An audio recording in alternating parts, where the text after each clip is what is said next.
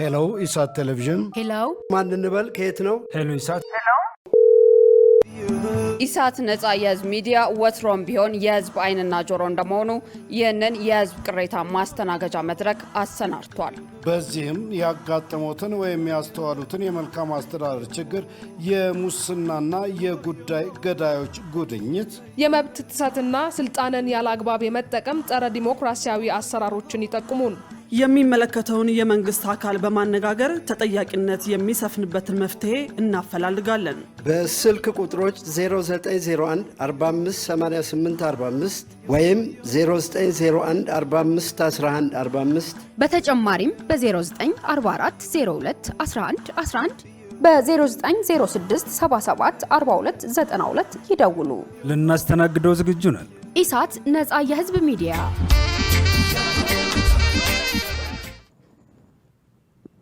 ሰላም ጤና ይስጥልን ውድ ተመልካቾቻችን፣ ኢሳት ዲጂታል ዜና ተጀምሯል።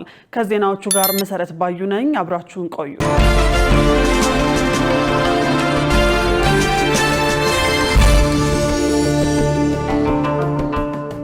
ወደ ቀዳሚው ዜና ተሻገረን። የኦሮሚያ ክልል የፖሊስና የፍትህ አካላት ቢሮ ከቀበሌ ጀምሮ በአዲስ አበባ እንዲቀመጥ ተጠየቀ። በሌላ በኩል በሁለት የተቃውሞ ድምጽ አዲስ የጸደቀው የወንጀል ስነ ስርዓት ህግ የወንጀል ምርመራ የጊዜ ገደብ፣ ባህላዊ የሆኑ ግጭት አፈታት ስርዓቶችና ተፈጻሚነቱ ላይ ማብራሪያ ተጠይቆበታል። መሳይ ገዛኸኝ ተጨማሪ አላት። አዲሱ የወንጀል ስነ ስርዓትና ማስረጃ ህግ አዋጅ ቁጥር 1410 ህዝባር 2018 ሆኖ መጋቢት 24 ቀን 2018 ዓ.ም በህዝብ ተወካዮች ምክር ቤት ጸደቀ። ይህ የስነ ስርዓት ህግ ከ2013 ዓ.ም ጀምሮ በተደጋጋሚ ለፓርላማው እየቀረበ ተቃውሞ ሲያስተናግድ የቆየ እንደነበር መረጃዎች ያሳያሉ። በትላንትናው ዕለት የጸደቀው አዲሱ የወንጀል ስነ ስርዓት ህግ ከምክር ቤት አባላት በርካታ አከራካሪ የሆኑ ጥያቄዎች ተነስተውበታል። የጊዜ ቀጠሮ እየተራዘመ ቢሄድ እንኳን ከ12 ወራት መብለጥ የለበትም ይላል። 12 ወር እኮ አንድ አመት ማለት ነው። የፊቱም በጣም ቅጥ አልነበረውም። 14 ቀን እያለ የፈለገውን ያህል ጊዜ ቢወስድ ምንም ገደብ አልነበረውም። የኦሮሚያ ተቋማት የተቋቋሙት በፌዴራል ህግ መሰረት አይደለም፣ በፌዴራል አዋጅ መሰረት አይደለም። የኦሮሚያ ፍርድ ቤት፣ የኦሮሚያ ፖሊስ ወይም ሌሎች ተቋማት የተቋቋሙት ለምንድን ነው? ወደ ፌዴራል ወደ ህዝብ ተወካዮች ምክር ቤት ይሄ አጀንዳ የመጣው ለምንድን ነው? በጨፌ ኦሮሚያ ሊታይ ያልቻለው? በአንቀጽ 25(3) ላይ 6 ዓመት እንዲፈጅ ያደረገውም ይህ አንቀጽ ይግባ ይወጣ የሚል ክርክር እንደነበር ከፌዴራሊዝም መርህ አንጻር ዳኝነት ስልጣን ወሰን መደራረብን ይፈጥራል ብዬ አስባለሁ። ኦር ነገ አንድ ክልል መቀመጫውን ወደ አዲስ አበባ ልቀይር ቢል ይህንን የወንጀል ስነ ስርዓት ህግ ልንቀይር ነው ማለት ነው በተመሳሳይ መንገድና ማቆሚያ ወደ ሌላው ውዝግብ ውስጥ የሚከት ይመስለኛል። እሱን እንዴት ታይቶ ነው? አቃቂ ላይ ችግር የደረሰበት አርሶ አደር ጃርሜዳ መምጣት የለበትም ለማመልከትና የኦሮሚያ ክልላዊ መንግስት ሁለቱንም የፖሊስንም የፍትህ አካላትንም ኦፊስ ከቀበሌ ጀምሮ እስከ ክልል ያለውን አዲስ አበባ ውስጥ መዘርጋት አለበት። ይሄ የሌሎችንም ብሔር ብሔረሰቦች መብት አይነካም። የህግና ፍትህ ጉዳዮች ቋሚ ኮሚቴ የሚከተለውን ምላሽ ሰጥቷል። የዜጎችን ፍትህ በጣም ኢንድለስ በማድረግ ይህ ግን በልዩ የምርመራ ሂደት ካልሆነ በስተቀር እጅግ በጣም ማክሲመም ከ4 ወር በላይ ዝም ብሎ የጊዜ ቀጠሮ መስጠት ፍርድ ቤት እንደማይችል በዚህ ውስጥ የተካተተ መሆኑን ለማንሳት ነው እያልን ያለነው። ማንኛውም ወንጀል በአዲስ አበባ ውስጥ የተፈጸመ ወንጀል የኦሮሚያ ክልል ፍርድ ቤቶች ያሉ እያለ አይደለም። ከፌዴራሊዝም ፕሪንሲፕል ጋር በምንም ተአምር የምጣረዝ አይደለም።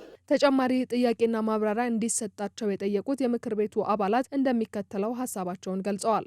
ተግባራዊ ለማድረግ ብዙ ባለድርሻዎች ያሉበት ከመሆኑም አንጻር አፈጻጸሙ ላይ የሚኖረው ነገር እንዴት ነው የሚሆነው?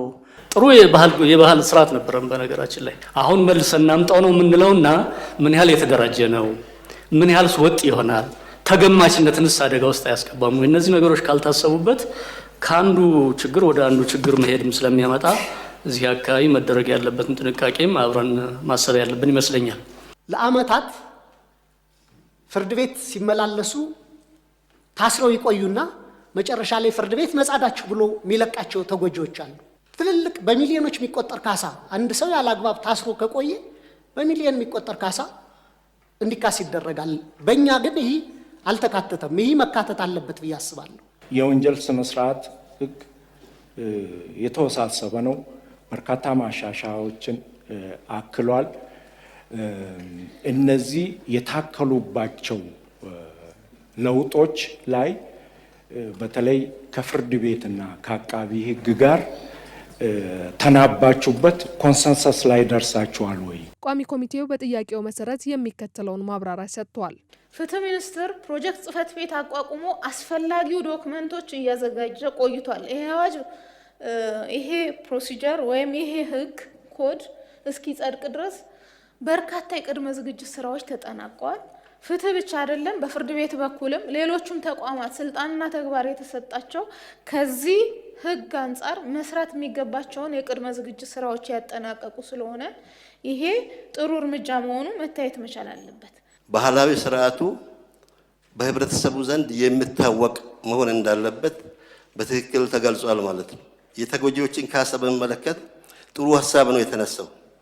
ውሳኔ ሀሳቡ እያለ ያለው የተጎጂዎችን ካሳ በመመለከት እንዳውም በውክልና ሳይሆን የተከበረው ምክር ቤት ራሱን በቻለ ህግ እንዲያወጣ ብለን ነው እዚህ ውሳኔ ውስጥ ሀሳብ ውስጥ ያካተት ነው።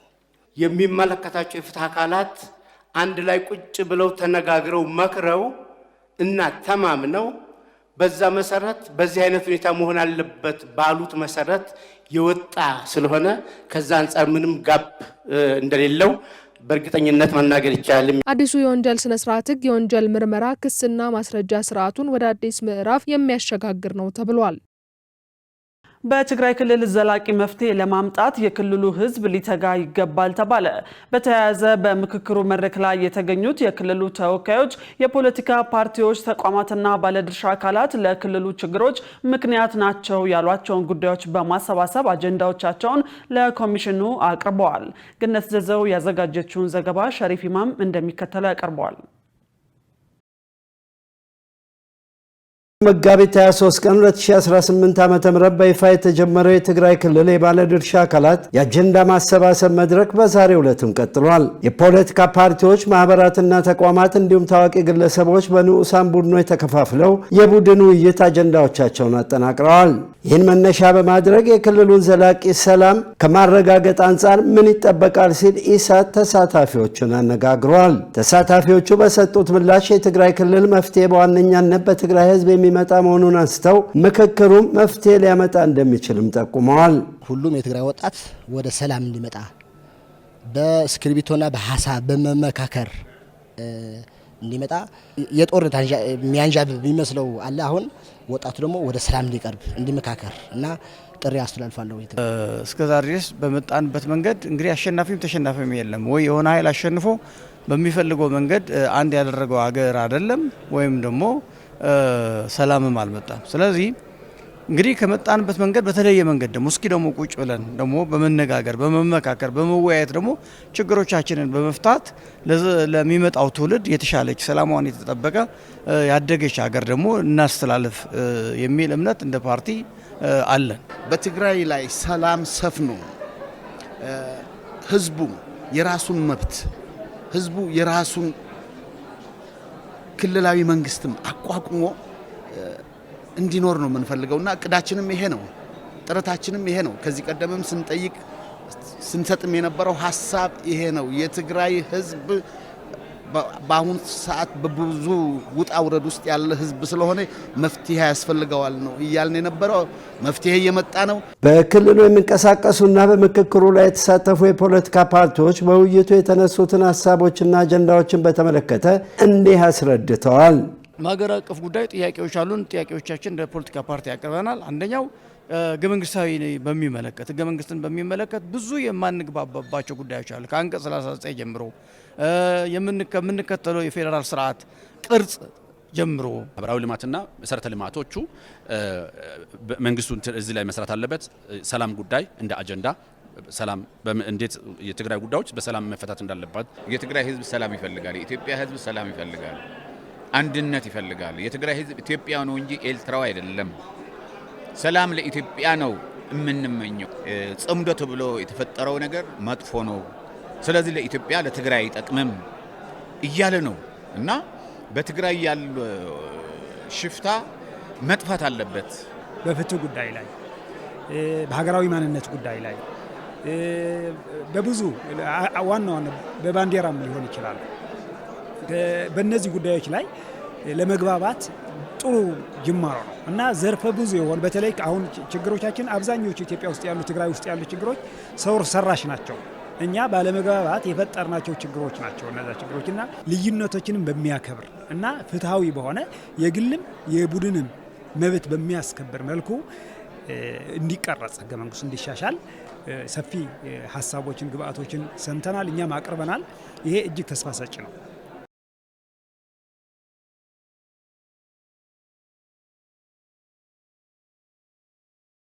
አስረኛው ኢትዮ ሄልዝ ዓለም አቀፍ አውደ ርዕይ ተከፈተ። የህክምና አገልግሎቶች የሚቀርቡበት አውደ ርዕይ በጤናው ዘርፍ ውስጥ የንግድ ግንኙነትን ማሳደግና የአገልግሎት ጥራትን ለማሻሻል ያለመ መሆኑ ተመልክቷል። ሰላማዊት ሙልጌታ ተጨማሪ አላት። የህክምና አገልግሎቶች የሚቀርቡበት 10ኛው ኢትዮ ሄልዝ ዓለም አቀፍ አውደ ርዕይ በትላንትናው ዕለት በአዲስ አበባ ተከፍቷል። በአውደ ርዕዩ ከ8 ሀገራት የተውጣጡ ኩባንያዎች የሚሳተፉበት እንዲሁም የህክምና ቴክኖሎጂዎች፣ መድኃኒቶችና አገልግሎቶች ለገበያ የሚቀርቡበት መሆኑ ተገልጿል። የጤና ሚኒስቴር ሚኒስትር ዶክተር መቅደስ ዳባ አውደ ርዕዩን አስመልክቶ ባደረጉት ንግግር ተከታዩን ብለዋል። በተለይ በአገር ውስጥ እንግዲህ የዛሬ 10 ዓመት ብዙ ጊዜ ምርቶችን ብንመለከት በአገር ደረጃ አይደለም የዛሬ 10 ዓመት እስከ ቅርብ ጊዜ የዛሬ 2 ዓመት የነበረን ከ5 ዓመት የነበረውን መረጃ እንኳን ብንመለከት የነበሩን ምርቶች ከአገር ውስጥ አምርቶ የምንገዛና ለህብረተሰብ ውስጥ የምናቀርበው የነበረው 8% አካባቢ ነው። በተለያዩ ጊዜዎች በተለይ በባለፈው 10 ዓመት ብንመለከት ከፍ ዝቅ እያለ በባለፈው 2 ዓመት የነበረን የመጨረሻው መረጃ ግን 8% ብቻ ነበረ ገዝተን ከአገር ውስጥ ያሉ አምራቾች የህክምና ግብዓትና መድኃኒቶች የምናቀርብበት የነበረው አምራቾችን በሙያ ማህበር እንዲደራጁ የማድረግ ለነሱ የሚያስፈልጉ ድጋፎችን ከፋይናንስም ከግብአትም ከተለያዩ ከኢንዱስትሪም ዘርፍ አንፃር ድጋፎችን አድርገን ነበር። በኢትዮጵያ ላይ በጤናው ሴክተር በተለይ ደግሞ በመድኃኒትና በግብአት ላይ የሚኖሩ ኢንቨስትመንቶችን ከማበረታታትም አንፃር ብዙ ትኩረት ሰጥተን የሰራናቸው ያሉ ስራዎች በመኖራቸው ነው እነዚህን አይነት የቁጥር ለውጦች ማየት የቻልነው ማለት ነው። ሚኒስትሩ አክለውም አውደ ርዕዩ በጤና ዘርፍ የንግድ ግንኙነት ለማሳደግ የቴክኖሎጂ ሽግግር ለማበረታታትና የአገልግሎት ጥራት ለማሻሻል ያለመ መሆኑንም ተናግረዋል። የቶቹ ምርቶች ሀገር ውስጥ አሉ፣ የቶቹ ምርቶች ደግሞ ከግዴታ ከውጭ ማምጣታችንን ልንቀጥል ይገባል የሚለውን እንድንለይ ባለድርሻ አካላትም ተቀራርበው የመነጋገር የትኛዎቹ ምርቶች ላይ ትኩረት ብናደርግ ደግሞ የሚቀጥሉትን በተለይ በሚቀጥሉት ዓመታት የምንሰራቸው የሀገር ውስጥን ምርት በራስ የመቻል ኢትዮጵያ ታምርት ኢትዮጵያ ደግሞ በጤናው ዘርፍም ራሷን ትቻል ብለን በምንሰራበት ስራ ላይ አምራችና ተጠቃሚ እንዲሁም ደግሞ አምራቾች ከአምራቾች ጋር የሚገናኙበት የሀገር ውስጥ አምራቾች ከውጭ አምራቾች ጋር በጋራ ምን አይነት እድል አለ የሚለውን የሚመለከቱበት ኤግዚቢሽን ይሆናል ማለት ነው። በኤግዚቢሽኑ ላይ የሀገር ውስጥ አምራቾችና አስመጪዎች በሀገር ውስጥ ያለውን እጥረት ከመቅረፍ አኳያ ያላቸው አስተዋጽኦ ገልጸዋል።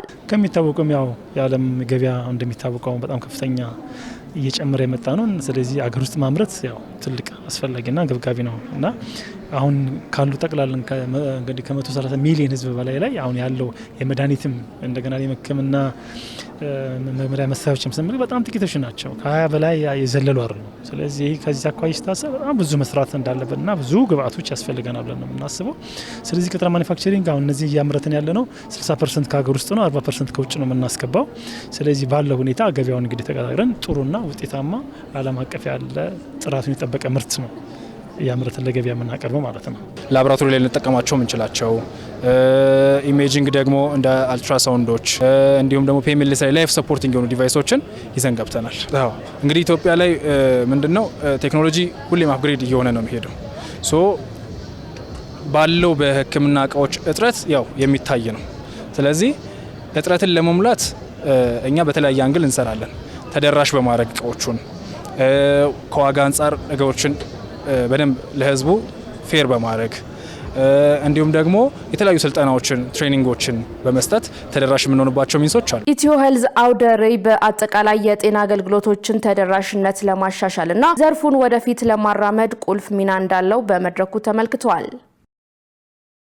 ወደ ውጭ ዜና ተሻገርን። የምስራቅ አፍሪካ መሪዎች በሰው ሰራሽ አስተውሎት እድገት ላይ ለመምከር በሩዋንዳ ተገናኙ።